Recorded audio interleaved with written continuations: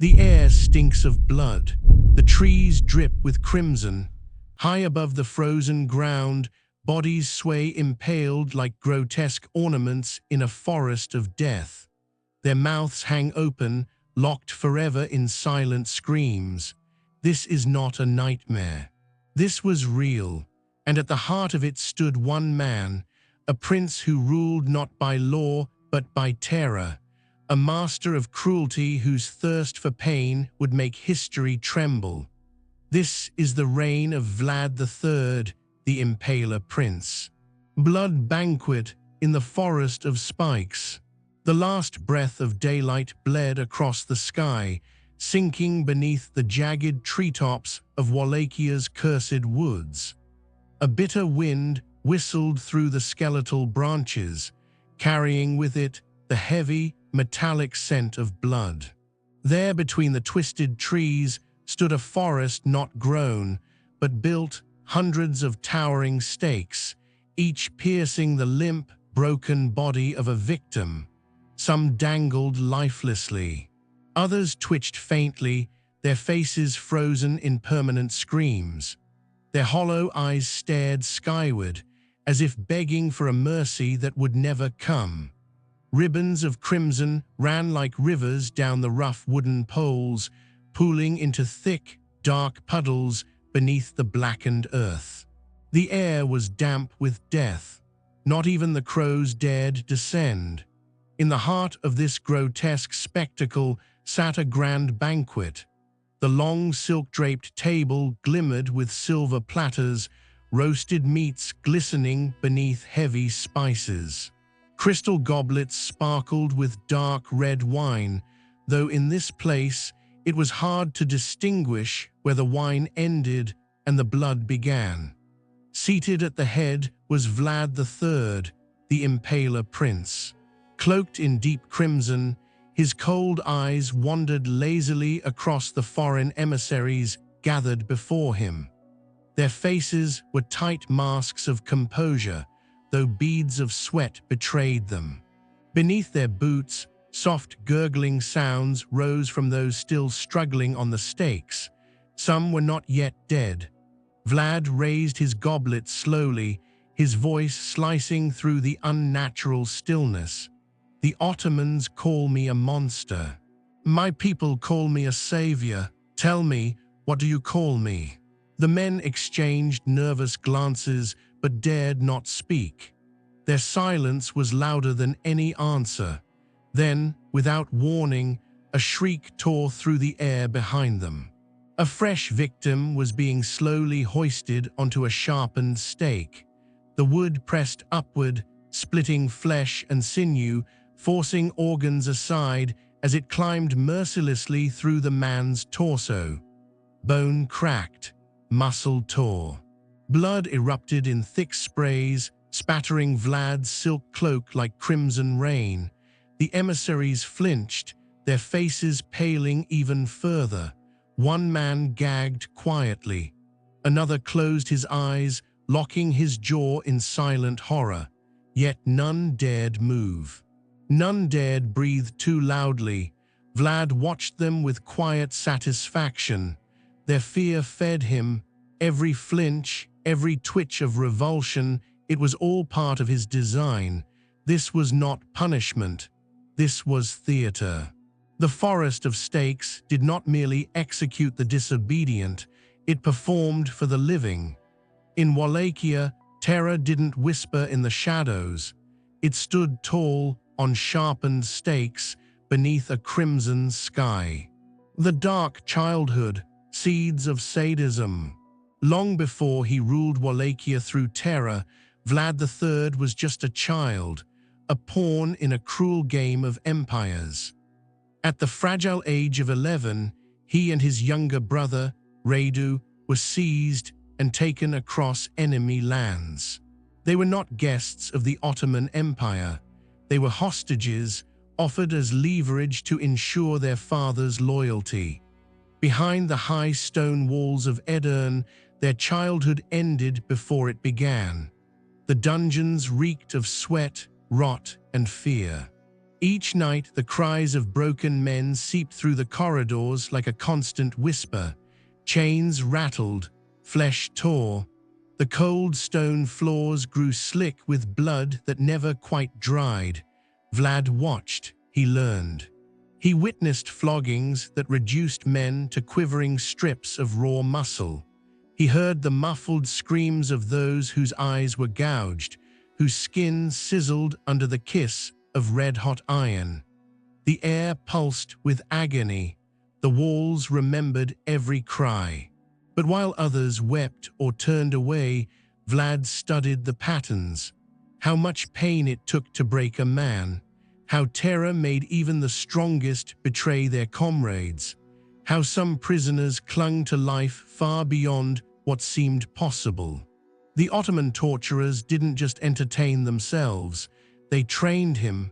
Some nights, the guards brought him closer, made him watch as they experimented. A sharpened stake, a weighted pulley, a burning hook pressed gently against screaming flesh. They explained the science of pain, the balance between agony and survival, and slowly, something inside Vlad shifted. The fear that once clutched his young heart began to unravel. In its place grew a cold fascination. Pain was no longer a threat, it was a tool, a precise instrument that could shatter empires without raising a sword. The boy who entered Edirne trembling with terror would not leave the same. By the time Vlad returned to Wallachia, the seeds had sprouted. The cruelty he had once feared had become his silent teacher. But even then, he was only beginning to understand how far his reign of horror could reach. For his true lessons were yet to come. The bloody return to Wallachia, birth of terror. Years passed. The boy who had once cowered beneath the iron grip of the Ottomans returned to Wallachia, but the land that welcomed him home was not the one he had left. Wallachia had rotted. Its nobility, the boyars, had grown fat on treachery. They traded loyalty like coin, selling allegiances to whichever foreign power promised them wealth. His father had been murdered, his older brother buried alive. And those responsible now sat comfortably in their stone manors, convinced they were untouchable. They had underestimated the boy they once discarded. Vlad returned with the courtesy of a prince, bowing and smiling before the nobles. They welcomed him with careful politeness, believing him weak, easily manipulated, a mere puppet returned from foreign captivity. But beneath the polite smiles, Vlad's mind pulsed with calculation. He was no longer the frightened child they remembered. At his first royal gathering, the boyars gathered in their finest silks, feasting, drinking, whispering among themselves.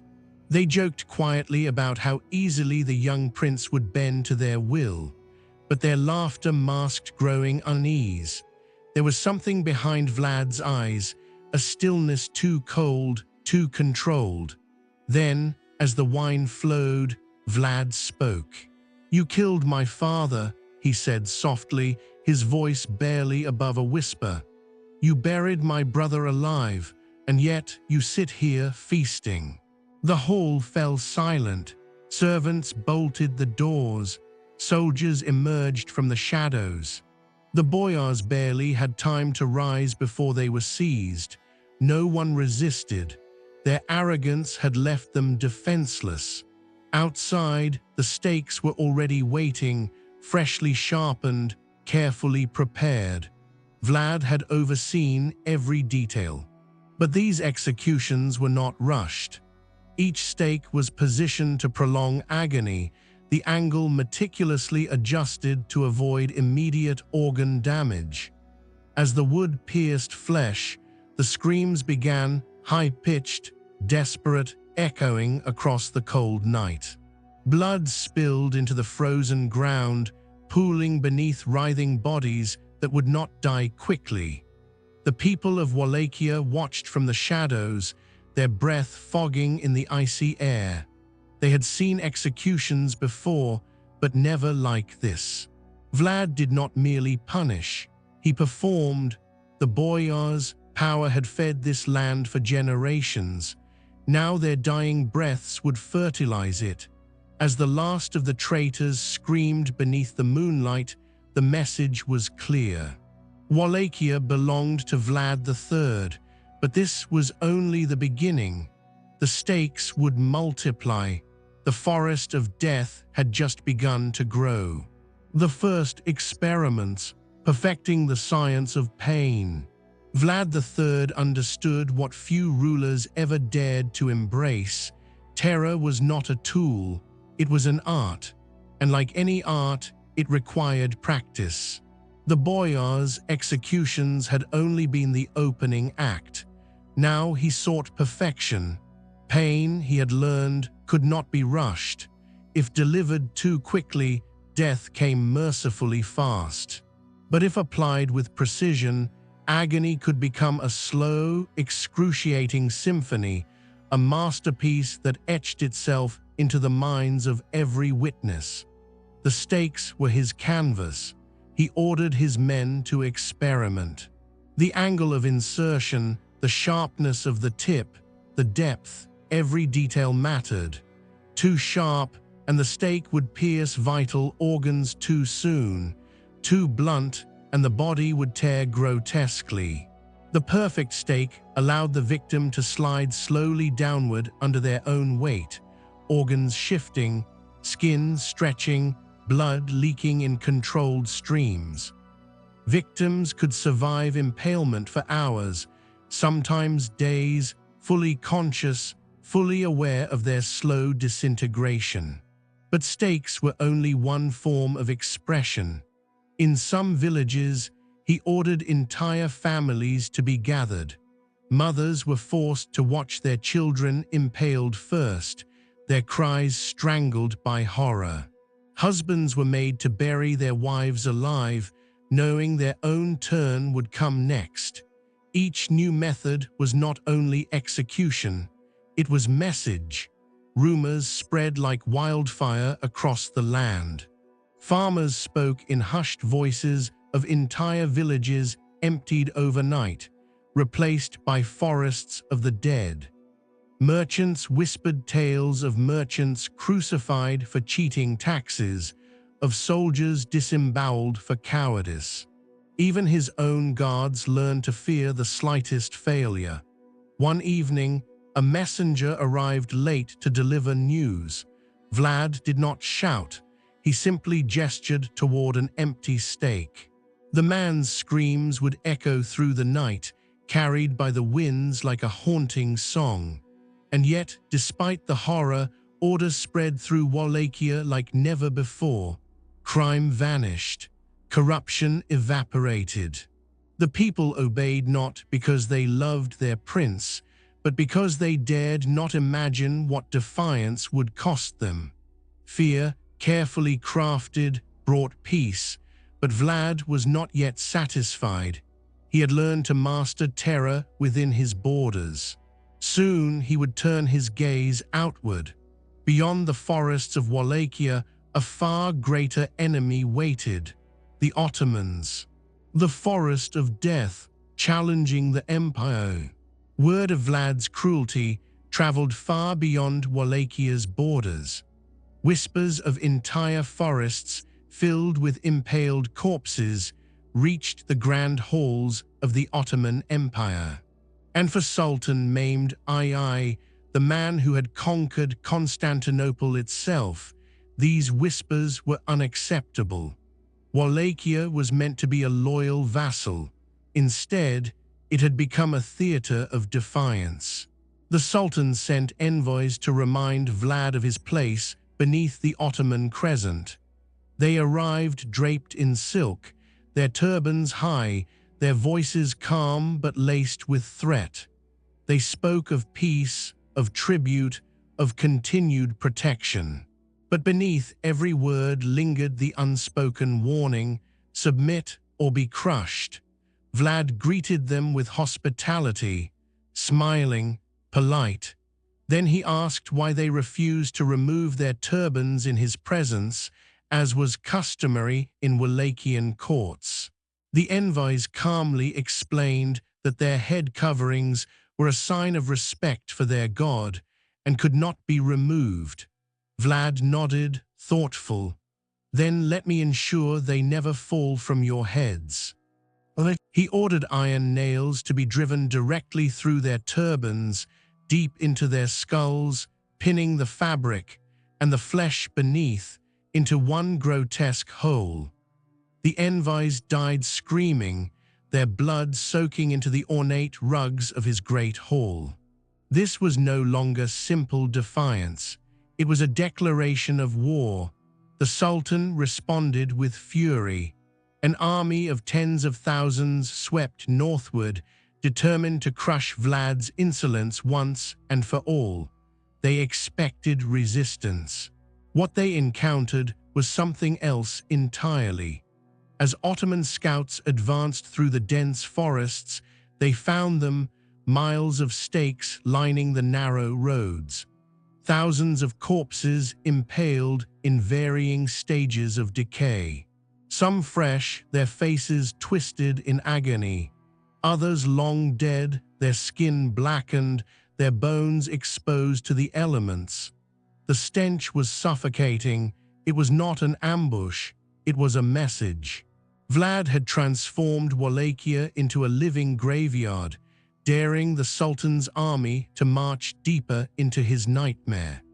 Even hardened Ottoman soldiers, veterans of countless campaigns, faltered at the sight. Some whispered that Vlad was no longer merely a man, but something else, something unholy. But Mehmed's pride would not allow retreat. The army pushed forward, and Vlad waited, preparing horrors that would make the forest of stakes feel merciful by comparison. The night attack, the devil's gambit. The Ottomans pushed deeper into Wallachia, their numbers vast, their confidence unshaken. But with every mile, unease crept beneath their armor. The forests whispered. The wind carried the scent of decay. And the stakes, always the stakes, rose along every path, grim sentinels marking their descent into Vlad's nightmare. They were being watched, they knew it, but no ambush came, not yet. Vlad didn't intend to meet them on open fields like a fool rushing to slaughter.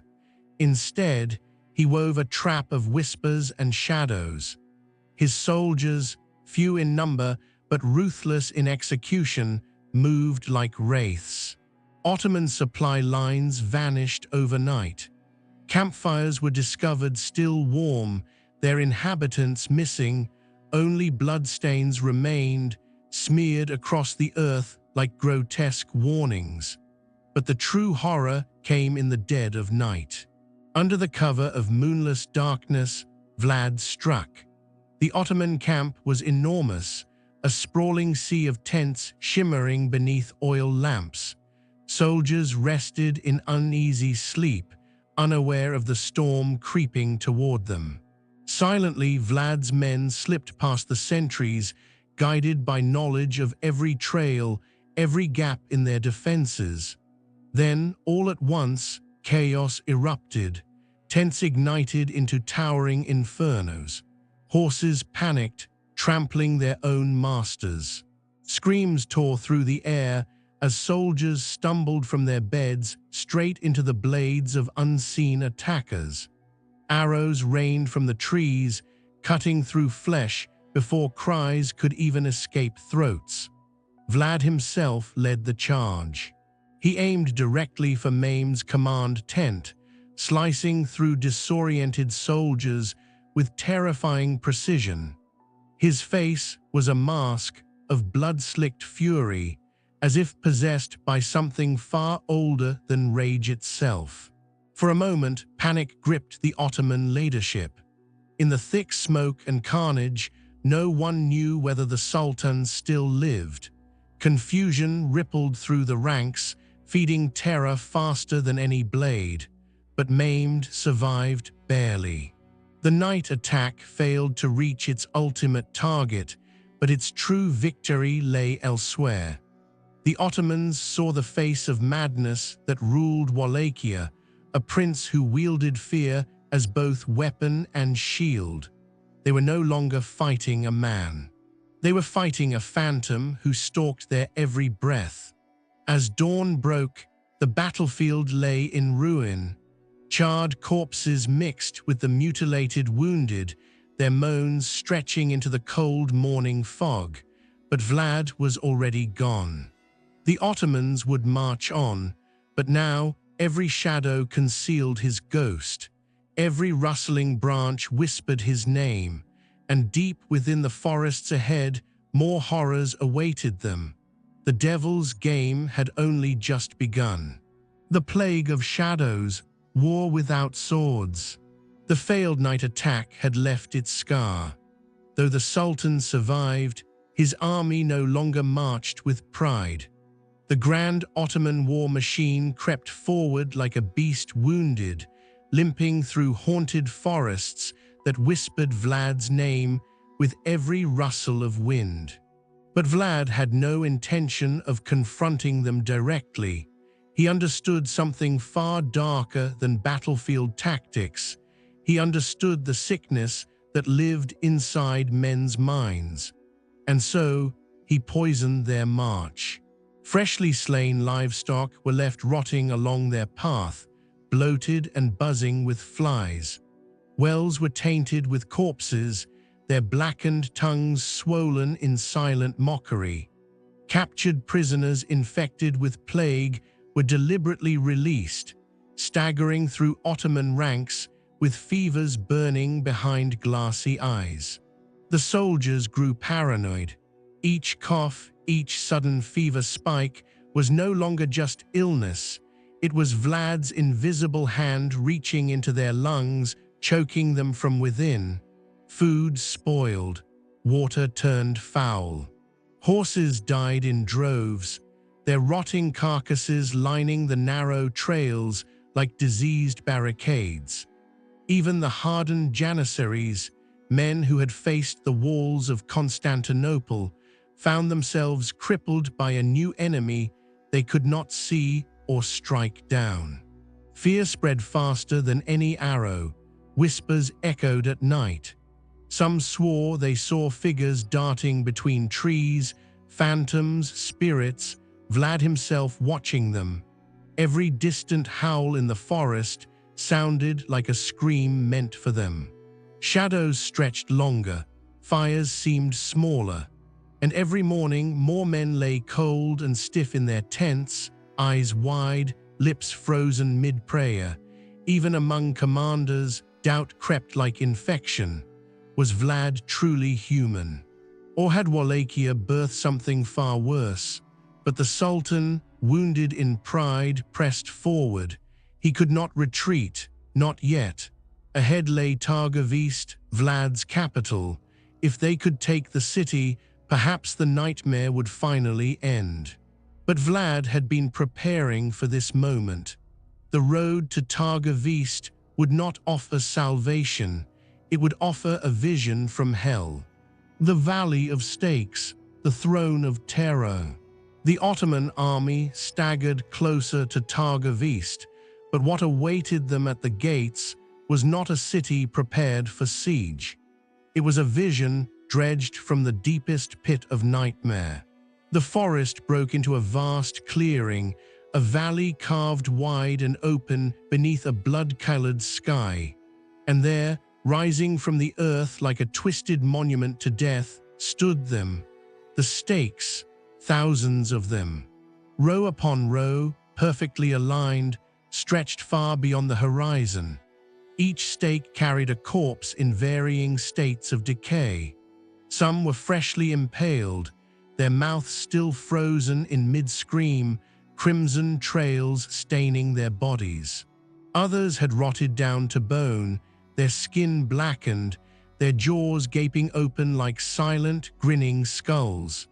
The stench struck the soldiers like a physical blow. The wind carried it thick and wet, a suffocating miasma of blood, rot, and burning flesh. Buzzing clouds of flies blanketed the sky, feasting upon the endless banquet of the dead. Ottoman commanders halted their march, stunned into silence. In the very center of the macabre valley, one figure stood higher than the rest, a stake towering above all, bearing a noble figure stripped of his royal finery. His eyes had been plucked from their sockets, his skin peeled from his face, revealing raw muscle beneath. The officers recognized him. He was one of their own, an Ottoman noble who had once negotiated with Vlad. His execution was not random, it was personal. The message was unmistakable. This was not a battlefield. This was a throne room, and Vlad III sat upon terror itself. Even the most hardened janissaries struggled to steady their breaths. Some whispered prayers beneath their helmets. Others dared not look up, afraid their gaze would meet hollow sockets staring back at them. The Sultan himself, as proud as he was, hesitated. This was not war, this was something ancient. Ritualistic, beyond cruelty, it was control. Vlad had not simply defended Wallachia, he had redefined it into a kingdom of nightmares. Every stake was not just a body, it was a warning, a whisper to the living. This is what waits for all who challenge me. And still, the Ottomans marched forward, driven not by courage, but by the stubborn pride of their ruler. They would reach Targov East or be consumed trying, but Vlad was not done. The worst was still waiting, just beyond the city walls. The collapse, betrayal in the shadows. The Ottomans stood paralyzed at the edge of Targov East, suffocated by the valley of death spread before them. Yet even as their resolve faltered, Vlad knew his kingdom was bleeding from within. Terror could hold a nation together for a time, but fear, once stretched too thin, begins to fray. Among his own ranks, cracks had already formed.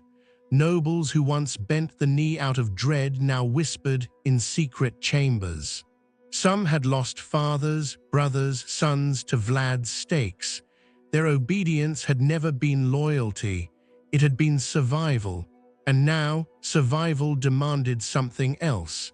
The Ottomans didn't need to breach Vlad's walls, they needed only to wait. Word spread of secret emissaries slipping between enemy camps and Vlad's discontented boyars. Promises were whispered, amnesty, wealth, power, if they helped end the reign of terror. And among the shadows, the first hands reached for knives hidden beneath velvet robes. Even some within Vlad's inner circle hesitated. Was his rule truly invincible? Or had he become a man consumed by the very horrors he had once used as tools?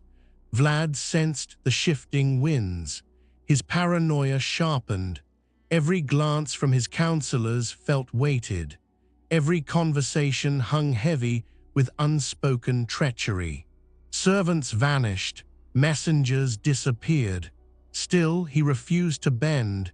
His grip only tightened, feeding the cycle of fear. He ordered more executions, more stakes rose, more screams filled the air.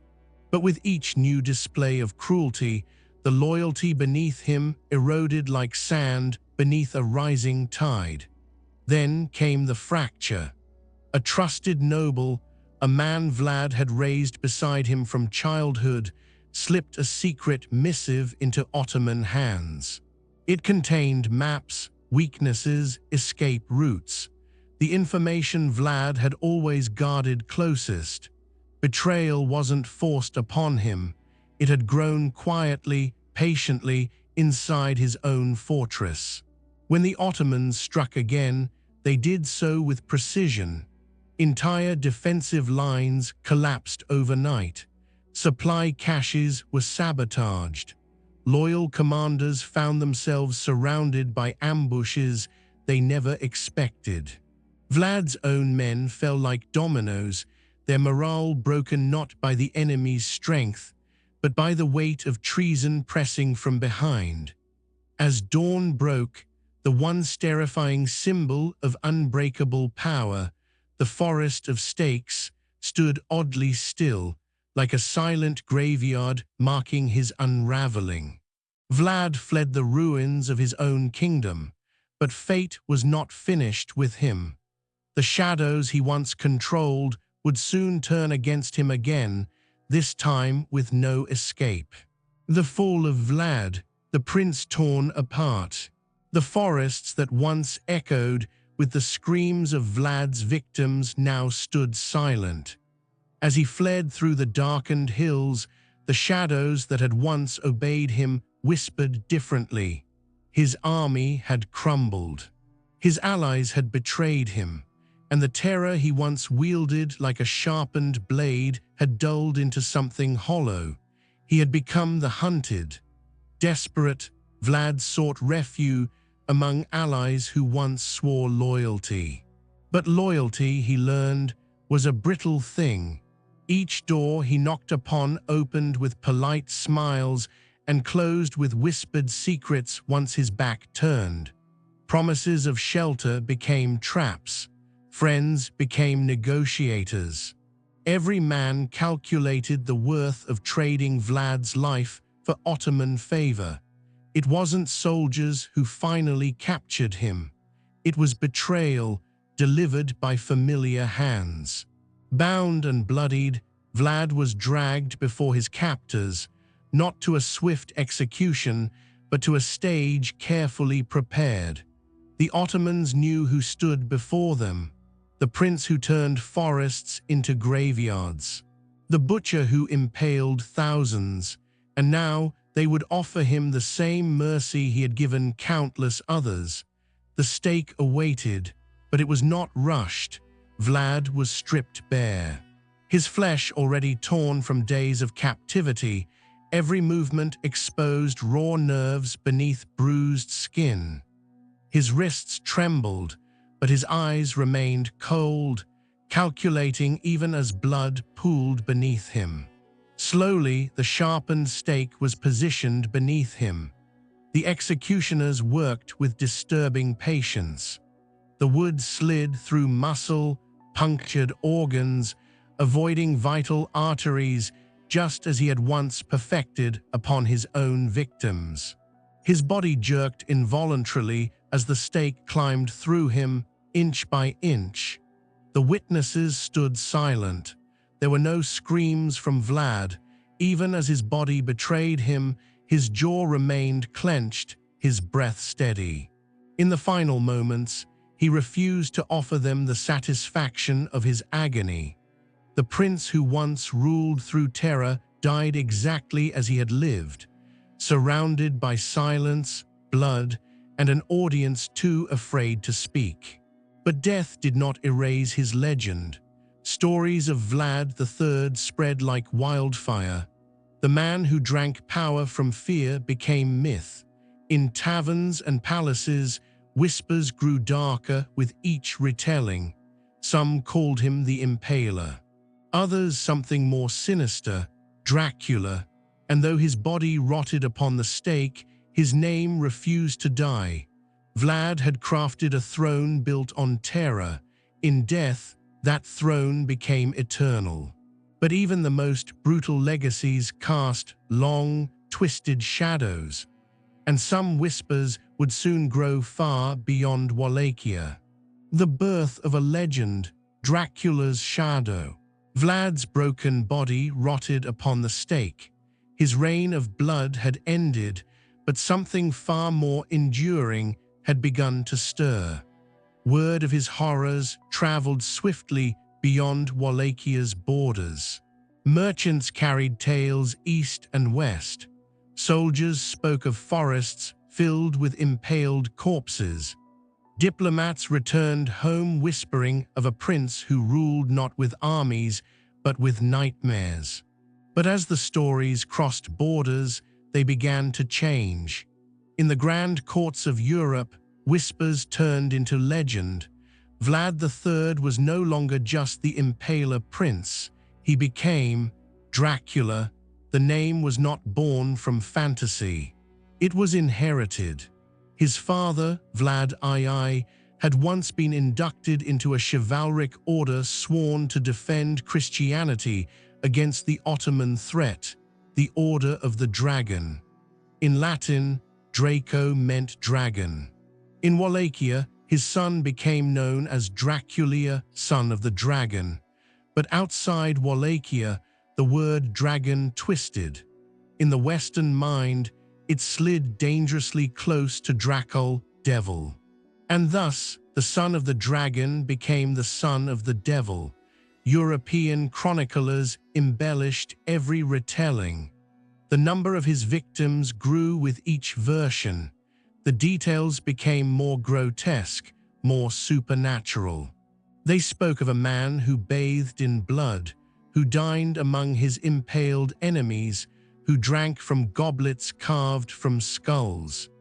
In an era gripped by superstition, it didn't take long for the stories to evolve further.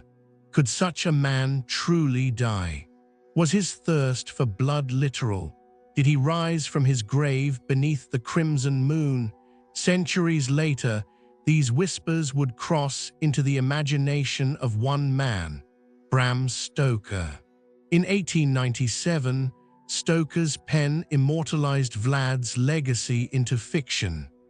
The terrifying warlord from Wallachia was reborn as Count Dracula, a creature of eternal hunger, haunting the night, feeding on the blood of the living. What began as a political tool of fear had transcended into myth. And in that myth, Vlad the Impaler achieved the one thing no conqueror ever truly could: immortality. But behind the legend, beneath the layers of fiction, the screams of his real victims still echo forgotten, yet eternally trapped within the shadows of his name. Legacy of blood, the endless echo of fear. Centuries have passed since Vlad III ruled his blood-soaked throne. His forests of stakes have long rotted into dust. The screams that once haunted Wallachia's nights have faded into silence. But fear endures. The legends surrounding Vlad transformed over generations, twisting, evolving, feeding upon themselves. For some, he remains a national hero, a prince who stood defiantly against the might of the Ottoman Empire. For others, he is a monster whose thirst for suffering surpassed the bounds of humanity. Both truths coexist, tangled like roots beneath the soil. What made Vlad truly terrifying was not merely the number of his victims. It was his mastery of something far more insidious, the human mind. He understood that raw power could be challenged, armies could be defeated, thrones could be toppled, but fear, once planted, it spreads like disease. It lingers long after the blood has dried. It outlives empires. Vlad didn't just rule through violence, he ruled through imagination. Every man who crossed his path carried home their own version of his terror, retelling it with trembling voices by flickering candlelight. The stories grew, mutated, each version darker than the last, until finally the man himself disappeared behind the myth. The real Vlad may have died upon a sharpened stake, but the shadow he cast, that of Dracula, remains immortal. Today we speak his name not with political debate, but with fascination. We read his legend in novels, watch his haunting image flicker across cinema screens, dress as his ghost each Halloween. And yet, somewhere beneath the entertainment, beneath the fiction, lies a sliver of truth too unsettling to ignore. Because Vlad the Impaler was not a creature of fantasy. He was real, and sometimes the real monsters are far worse than any story we could ever invent. History remembers Vlad the Impaler as both hero and monster.